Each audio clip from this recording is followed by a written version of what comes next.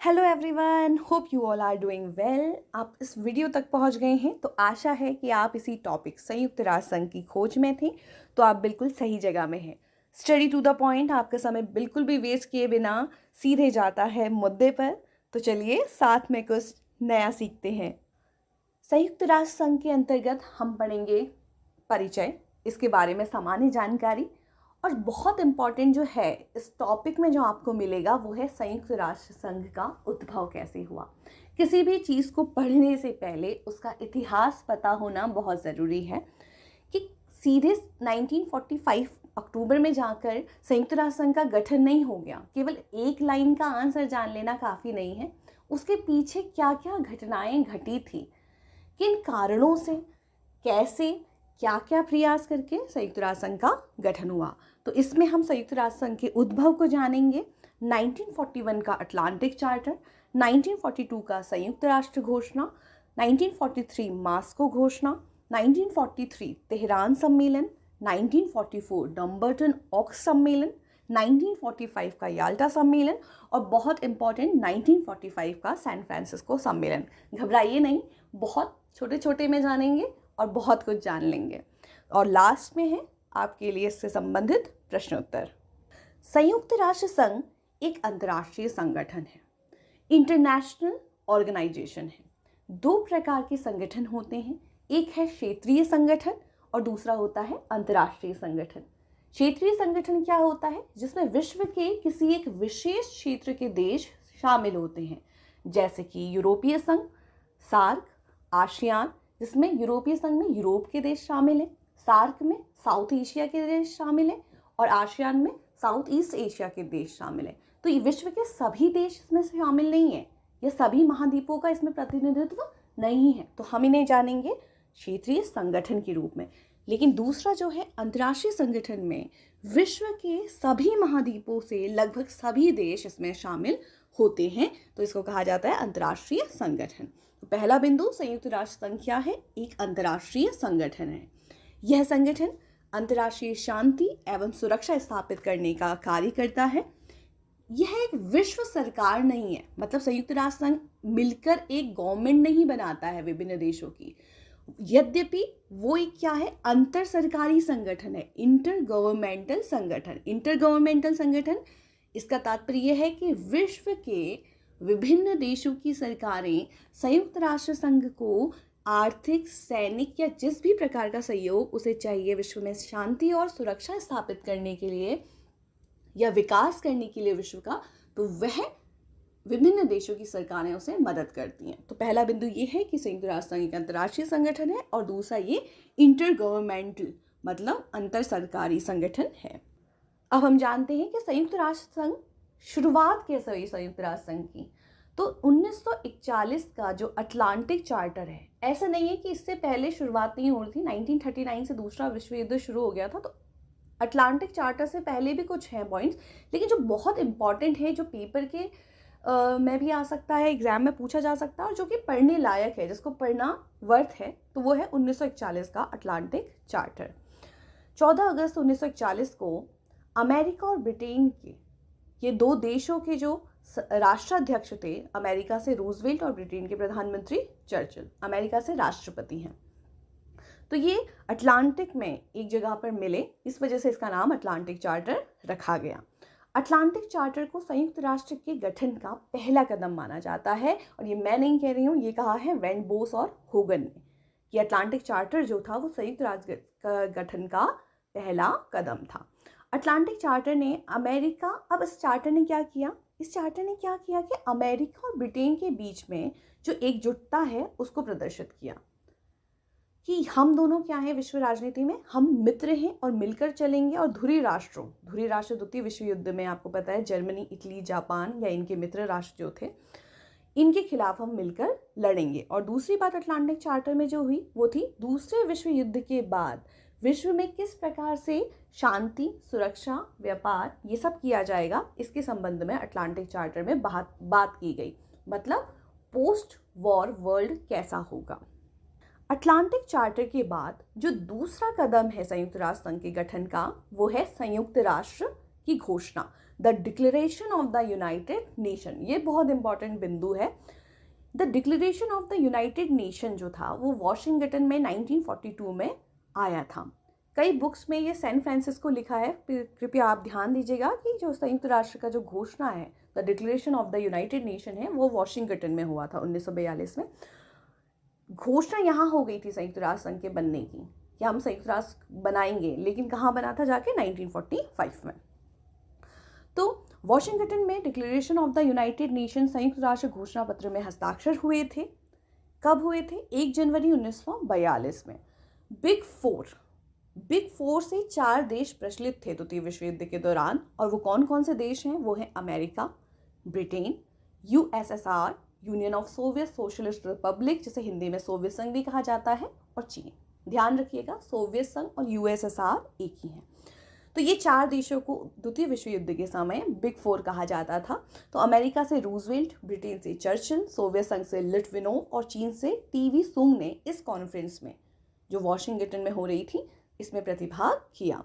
Washington conference को एक दूसरे नाम से भी जाना जाता है, जिसका कूट नाम कह सकते हैं आप, वो है आर्केडिक कॉन्फ्रेंस से भी नाम से इसे जाना जाता है।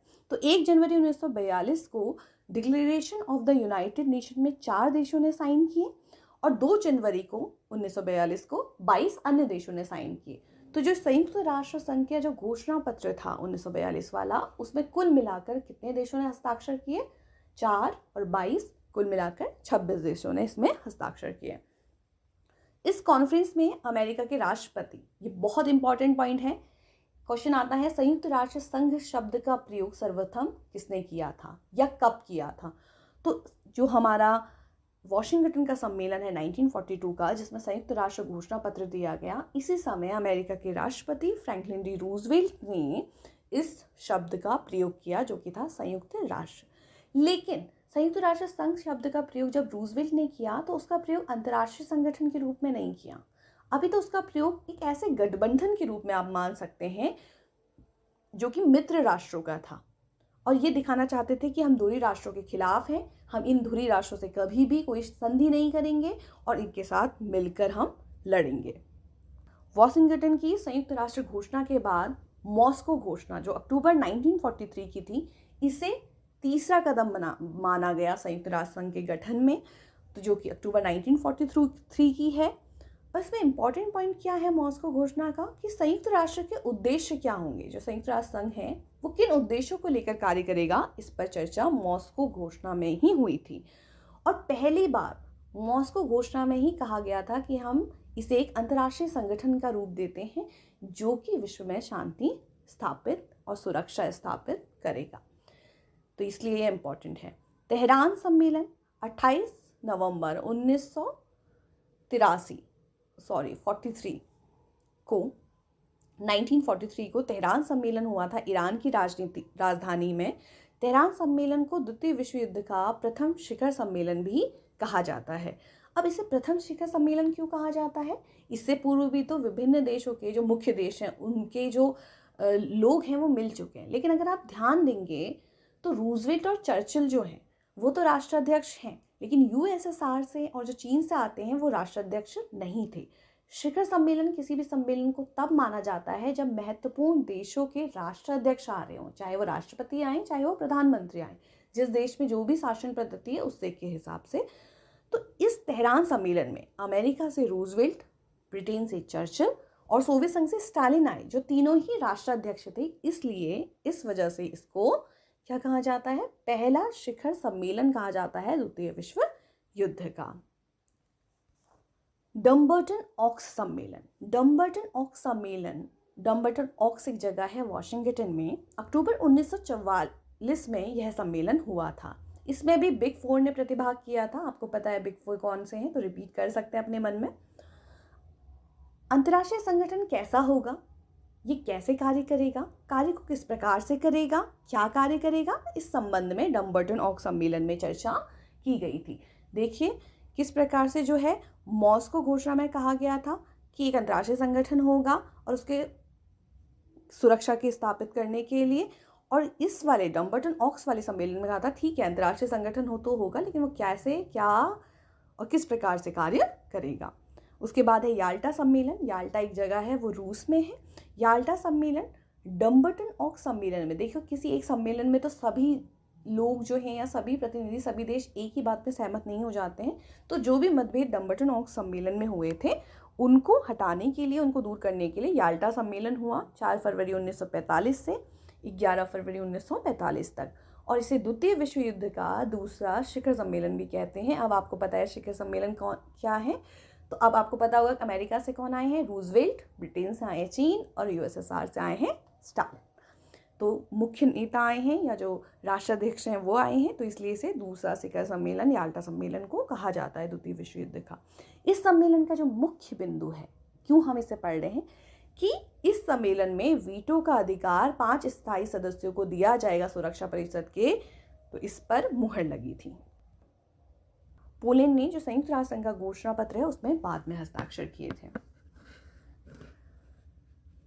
सैन फ्रांसिस्को सम्मेलन के समय अमेरिका राष्ट्रपति थे ट्रूमैन। देखिए शुरुआत से लेकर अभी तक रूजवेल्ट इस संबंध में कार्य करते रहे, लेकिन जब संयुक्त राष्ट्र संघ बनने वाला था, जिस सम्मेलन में संयुक्त राष्ट्र संघ बना, उस समय राष्ट्रपति कौन थे, वो थे ट्रूमैन।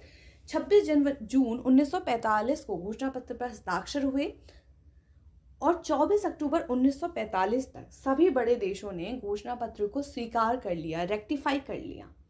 देखिए दो चीजें, 26 जून 1945 को जो है घोषणा पत्र पर हस्ताक्षर हो गए थे, लेकिन संयुक्त राष्ट्र संघ का गठन नहीं हुआ। संयुक्त राष्ट्र संघ का गठन कब माना गया, 24 अक्टूबर 1945 को, जब विभिन्न देशों ने इस घोषणा पत्र को अपनी अपनी संसद में स्वीकार कर लिया होगा, क्योंकि रेक्टिफाई करना भी जरूरी है किसी भी अंतर्राष्ट्रीय घोषणा पत्र को। तो जब विभिन्न देशों ने, जो महत्वपूर्ण देश थे विश्व के, उन्होंने इसे रेक्टिफाई कर लिया, इसे घोषणा पत्र को स्वीकार कर लिया अपनी संसद में, तो तब जाकर 24 अक्टूबर 1945 को संयुक्त राष्ट्र संघ ने काम करना शुरू किया। और इसीलिए ये माना जाता है कि संयुक्त राष्ट्र संघ का गठन कब हुआ, 24 अक्टूबर को। और 24 अक्टूबर को 1947 से प्रति वर्ष जो है वो संयुक्त राष्ट्र दिवस मनाया जाता है। अब जान लेते हैं कुछ मुख्य बिंदु जो शायद छूट गए हों और ज़रूरी हैं। 10 फरवरी 1946 को लंदन के वेस्टमिनिस्टर हॉल में आम सभा की पहली बैठक हुई। देखिए ये तो हम बाद में भी पढ़ेंगे जब हम इसके अंग पढ़ेंगे, लेकिन ये डेट आप याद कर सकते हैं एग्जाम के पर्पज से। संयुक्त राष्ट्र संघ के संस्थापक सदस्य थे 51। आपको याद है जो सैन फ्रांसिस्को सम्मेलन का जो चार्टर था उसमें 51 राष्ट्रों ने हस्ताक्षर किए थे, तो इनको संस्थापक कहा जाएगा, जो स्थापना करते हैं। 51वां राष्ट्र था पोलैंड। वर्तमान में संयुक्त राष्ट्र संघ के सदस्य राष्ट्रों की संख्या कितनी है, 193। सबसे नया सदस्य जो है वो है दक्षिणी सूडान, जो कि 2011 में इसका सदस्य बना। तो अब आपके लिए इसी टॉपिक से जो मेन फोकस करता है संयुक्त राष्ट्र संघ के उद्भव में, कुछ क्वेश्चंस हैं जिनके आंसर भी सामने लिखे हैं, पर मैं आपसे रिक्वेस्ट करूंगी कि आंसर पहले ना देखें, इन क्वेश्चंस को पढ़ें, उसके बाद इनका आंसर आपको उसके आगे मिल जाएगा। तो मिलते हैं अगले टॉपिक पर। टॉपिक संयुक्त राष्ट्र संघ से संबंधित ही होगा, लेकिन अब हमने उद्भव जाना है और उसके बाद हम इसके अंग, इसकी कार्यशैली इत्यादि के संबंध में पढ़ेंगे। तब तक के लिए धन्यवाद।